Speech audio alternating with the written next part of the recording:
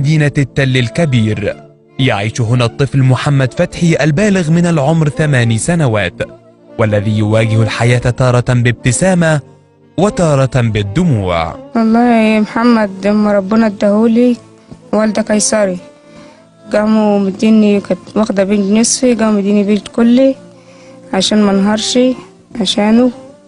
بعدين لما خبوه مني قلت لا ده ابني ربنا اداهولي كده وراضية بقدره. الدكتور طلع بيقول لي الحالة ابنك مولود مش فيه له أطراف. اتولد في المستشفى الكبير هنا، اتولد قيصري. احنا ما عرفناش حاجة يوم ما انولد، يعني ما كناش بنعمل اشعاعات ولا استنار ولا الكلام ده، يعني الظروف برضو على الجد. جريت بيه رحت مصر بالريش عشان قلت نعمل له اطراف، هو كان نازل تخين، قالوا رجليه مدفونة.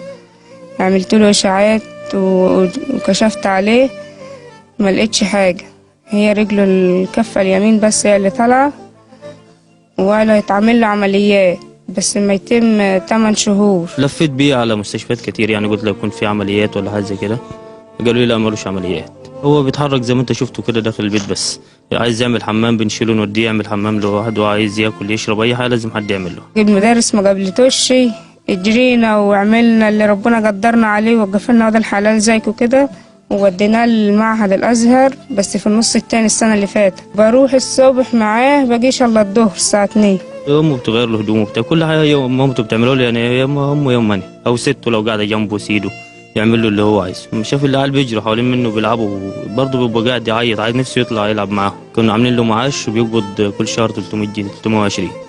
ده قعد فتره يقبض، وجا من شهر 11 اللي فات، يعني بقى له سنه دلوقتي.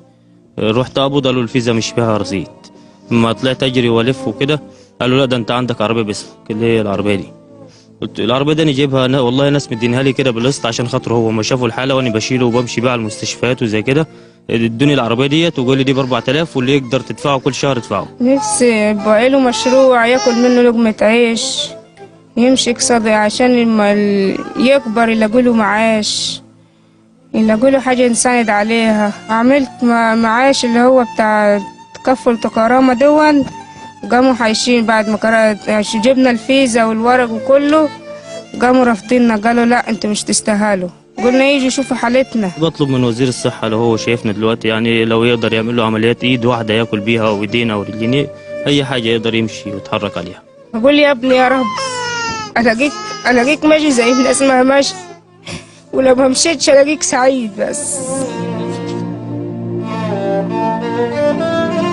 أنا بناشد أصحاب القلوب الرحيمة إن هم شايفيننا دلوقتي يعني وشايفين حالة محمد، لو يقدروا يعملوا له أي عملية أطراف صناعية ولا حاجة ويتعاطفوا معنا، يعني يبقى كتر ألف خيرهم. قد تكون معاناة الطفل محمد فتحي الآن هي عدم القدرة على التحرك ولو لخطوات معدودة، ولكن يوما بعد يوم تزداد معاناته حتى تصل لعدم القدرة على تناول الطعام والشراب. فكل ما يتمناه أهل محمد هو أن يعيش ولو بأطراف صناعية تمكنه من ممارسة حياته بشكل طبيعي. عبد الرحمن داود، 90 دقيقة، قناة المحور.